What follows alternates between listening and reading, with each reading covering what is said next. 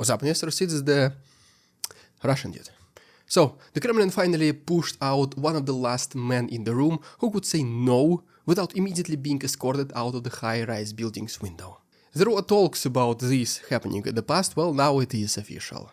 Dmitry Kozak, lawyer by training, fixer by heart, and the quiet architect behind so many legal absurdity, has officially quote-unquote resigned. Or if you prefer Peskov's statement, he resigned of his own accord, which in Putin's Moscow means the lights went off, the chair got pulled, and the door politely closed from the outside. You can guess what happens next.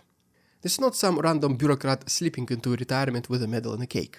Kozak was the regime's golden boy, the man who could draft a document to make an invasion look like a territorial dispute. He was the sober voice who warned against a full-scale war, who pushed special status here, legal guarantees there, and who believed that even an empire needs paperwork. By removing him, the Kremlin has effectively declared that paperwork no longer matters, only force does.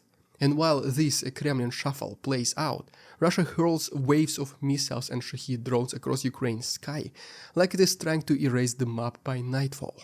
Over 500 of them reportedly got launched just last day alone. Families died in Lviv, lights went out in Zaporozhye, NATO jets scramble on Poland's border, and the same old story in Moscow about hitting only military targets, while hospitals, schools and apartments blocks burn.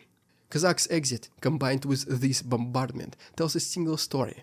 The system has abandoned the pretense of law and switched to a rule book with one single page. Break everything, call it stability, and find someone to blame. Rinse and repeat. Dmitry Kozak was not a dissident. He was the Kremlin's technician. Born in Soviet Ukraine, educated in Leningrad, tested as a prosecutor, sharpened as a corporate lawyer, and then absorbed into St. Petersburg clan that followed Vladimir Putin to Moscow. Then he became the regime's preferred problem solver, basically. Crimea's so-called integration, Kozak handled the heavy administrative lifting and triumphalism, from bridges, physical and metaphorical, to special economic zones. Moldova's federalization, he attempted to write a constitutional trap that would grant Moscow a veto over Chisinau's future while dressing it up as a compromise. What about then Belarusian harmonization? He helped engineer the energy levers, tariffs and roadmaps that keep Minsk in a permanent economic chokehold. Within the system, he was considered efficient, tireless, and most importantly, useful. But useful men get dangerous when they start telling the boss things he does not want to hear. In the days before the 2022 invasion, Kozak reportedly argued that the war would be catastrophic miscalculation, which will lead to economically devastating, strategically foolish, and guaranteed to provoke sanctions that would bleed the regime dry. As you can see 3 years later, pretty much exactly what happened. He pitched alternatives, such as neutral status for Ukraine, or maybe some kind of a special status, and then other proposals that would let the Kremlin claim victory without leveling cities. The answer, as you would imagine it to be, was no.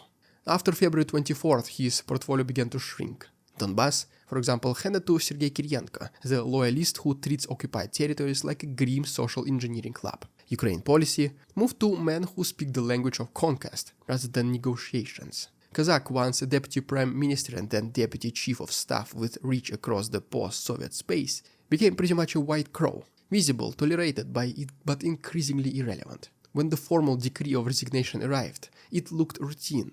The timing, unfortunately for him, was not. Russia is escalating its strikes, threatening border confrontation with NATO, and promising answers to Western support for Kyiv's deeper strikes into Russian territory. Purging the one single senior official who would still raise a hand and say this is a mistake is a message. It says the court prefers applause to advice. It says the era of the lawyers, the memos, the legal resolutions is pretty much over. Bring your drones, bring your caliber missiles, bring your obedience. The one single person who made so much for the craziness of the regime means nothing when its leader wants to continue playing around with the patience of other leaders. And when their patience will finally eventually be over, and the regime will need men like Kozak, well, there will be none left. Only stupid yes-sayers who cannot even choose what to eat for lunch without their boss's approval. That is the future that Putin is building around himself, and it's not even just about Ukraine at this point. Because Kozak's evil genius helped Putin to be who he is today. Let's talk about some other, special projects or achievements of Kozak in our next chapter. Kozak's career tells you how the system used to operate. Putinism always loved a legal costume. In Crimea, it was the referendum and a story of historic correction. In Donbass, it was the language of self-determination and the protection of people, whatever it means. In Moldova, it was a federal design that gifted Moscow perpetual leverage. In Belarus, so-called integration programs which transformed subsidies into a political leash. The method was constant. Engineer a conflict of laws, present your intervention as a solution rather than aggression, and then drown the world in paperwork until fatigue sets in and nobody wants to care anymore. It was not clean, especially during the first phases. It was not legitimate, but it kept the door open to meetings, envoys, and 1,000 quiet compromises. You can even think about current war in Ukraine. At first, the whole world saw Putin as an aggressor. This was an undeniable fact. It is still an undeniable fact. But now, more and more people are like, just do whatever it takes so at least the war is over, at least the fighting is over. People dying, this is what should end as soon as possible. This is exactly the trick the Kremlin has been using for decades. By removing Kozak, the Kremlin is declaring a doctrinal shift. No more need to convince anyone that force serves law. The new logic is the Lubyanka's version of common sense. Lubyanka, that's where the main FSB building is located. If the missile hits, well, the missile is right. If the drone terrifies, well, the drone is justified. If the lights go out in the dead of winter, well, that's just pressure, not terror, no way. Kozak's proposal to limit the unchecked aggression of the security services, to pursue reforms in the judiciary, to at least pretend that institutions could constrain the chaos, all this now belongs to an old language that system no longer speaks. Some in Western capitals misread this as a hardening caused by the departure of the last pragmatist, as if one man's presence could somehow mysteriously restrain a machine designed to devour everything and everyone in its path. Others speak a very different narrative.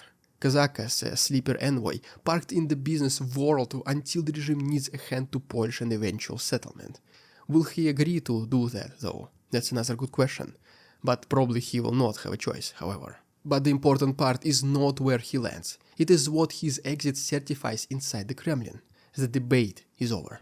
The militarized faction has home field advantage now, and Refer and the scorekeeper have already been bribed. The state does not need to persuade anyone. It can simply punish. And this is exactly what we have seen within days of Kozak's departure. Yet another massive attack of Putin's Russia against Ukraine. Let's briefly talk about what happened in our next chapter. On the same weekend when Moscow confirmed Kozak's resignation, Ukraine's air raid sirens screamed across the map. Lviv spent hours under attack. A family in Lipaivka died together in the dark. Power plants took hits. Apartment blocks and industrial parks went up in flames.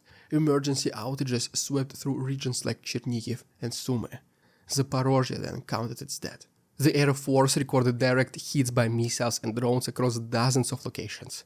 Even Poland scrambled jets because every time Russia attacks Ukraine now, Poland feels the consequences. This is the same old strategy: terror as policy, electricity as a battlefield, and winter as a weapon. The Kremlin wants Ukrainians exhausted before the cold finishes what the missiles start. It wants Europeans to absorb the message that even cities closest to NATO are not out of reach. It wants to prove that escalation pays. And above it all, it wants to demonstrate to its own public that the war remains purposeful. If hospitals go dark, that means somebody powerful was targeted. If a school loses windows, that must be some kind of a Nazi base. They always find an excuse. But the real facts have their own gravity. Ukraine keeps shooting down the majority of inbound threats. Engineers restore power under fire. The defense industry in Kyiv adapts faster than the Kremlin's doctrine can cope, sending long-range drones into refineries and depots that bankroll the war itself. Every time the regime leans harder on brute force, it learns the same lesson. Terror does not erase resolve. It transforms it into something more durable. Dedicated response and unity among Ukrainians. Kozak would have predicted that outcome. He would have said whatever he said in 2022, that your solution is creating the next problem. But the men replacing him do not read rooms like him. They clean them. And they're definitely not some kind of janitors. Let's now talk about the elite, because Kozak's departure exposes their condition better than any leaked transcript. The myth is that they are divided into hawks and doves fighting over Putin's attention with memos and warnings, and, well, it is now more sustained than ever. The reality, unfortunately for them, is much simpler. They are risk managers of their own survival. When the system rewards zeal, they perform zeal. When the boss wants silence, they practice it. When the disquiet grows, they whisper into their sleeves and pretend that whispering is resistance. Kozak was allowed to raise his voice once because he has earned decades of credit. Now even his credit is a liability. The message to everyone else is absolutely crystal clear. Don't suggest alternatives, don't ask for limits, and don't even confuse competence with permission. No way you can do it. Voluntary resignations at this altitude are very rare, as you can imagine. Taking a demotion is a ritual of humiliation dressed as a job change, and many did take it. Just remember the ex-Minister of Defense, Shoigu. I mean, still remember him, right? What was the last important thing he did? Anyone? That's the thing. But Kozak refused such humiliation, and do not mistake a clean exit for a full separation. He obviously still remains wired into Russia's business ecosystem. The boards, the banks, the old St. Petersburg handshakes. If the regime ever decides it needs to perfume its violence with a contract clause, it knows where to find him. Meanwhile, the palace keeps grooming men like Kirienko, the manager of youth indoctrination and the curator of occupied territories. This is the post-Kozak Kremlin, a place where spreadsheets track the outcome of fear, and where projects mean manufacturing obedience in towns, whose names the curators themselves will never learn to pronounce. The West should also stop waiting for a rational person to deal with, because one of a very few such rational people just packed his briefcase and walked out. I'm not saying that Kozak was a good person, no way, but at least he would listen and engage in meaningful dialogue, whatever it means, rather than just humiliate the opponent to his satisfaction. Well, there you have it, guys. If you haven't done so already, please subscribe to my channel for more videos like this. If you wish to support our work, the links down below, for example, Patreon, where you can see an additional chapter at the end of this episode. Thanks so much for watching. See you tomorrow. We won't succumb to their tricks, the facade they try to sell, their twisted words and